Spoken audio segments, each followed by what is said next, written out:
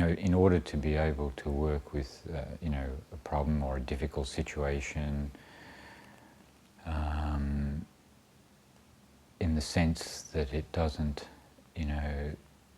upset you or make you angry or like that,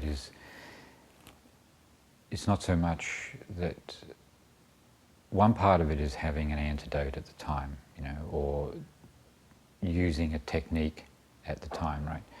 But I think far more important than that is that one has, a fairly steady, continual, solid practice.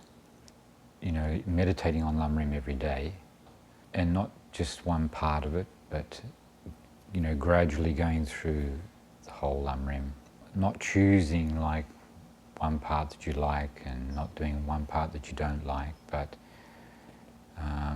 consistently and continually meditating on the Lamrim, right? So that really is the basis, because if your mind is becoming more calm, more steady on a daily basis by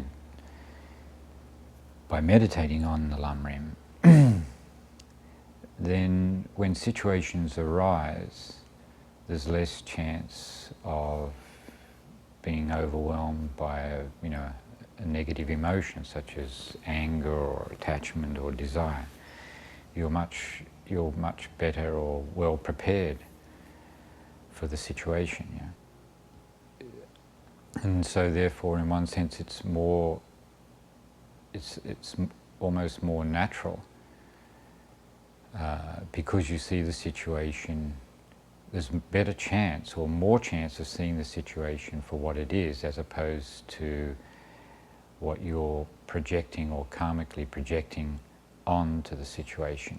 Somebody who's has been familiarizing themselves with impermanence day after day after day, doing it, properly, effectively, then somebody dies, or, there's separation, or, in terms of time, if the time changes or a situation changes, it's much more easy to accept.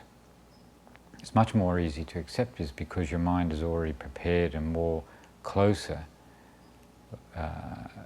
to reality, right?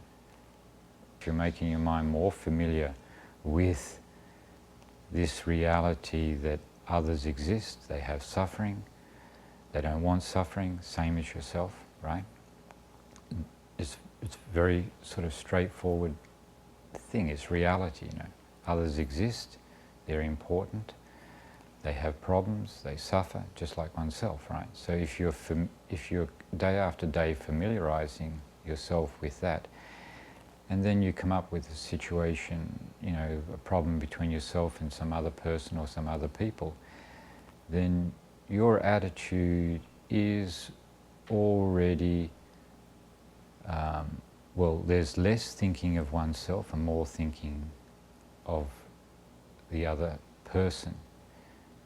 So almost already you don't have a problem, because, you'll find in most situations problems arise, or problem exists, or it appears to exist, is mainly because of ego, self-cherishing mind, attachment to one's own happiness. So that's really the basis of creating the problem. And it doesn't mean that outside there isn't a difficult situation, but inside there's not a problem in the sense of like it appearing like a problem, so that you're becoming emotional, you're becoming angry, you're becoming jealous, you're becoming some way upset, your mind is disturbed, right? So therefore, of course, that difficult situation is made very complicated because of the mind being disturbed inside. Whereas, if there is a difficult situation, you have every chance of resolving it if you really are concerned about that other person or what that other person is going through or experiencing. If you really want to help that other person, If you really want to help that other person, there's not a problem. The situation still can be difficult, but there's not really a problem. I mean, the mind, your mind, is not disturbed or unhappy.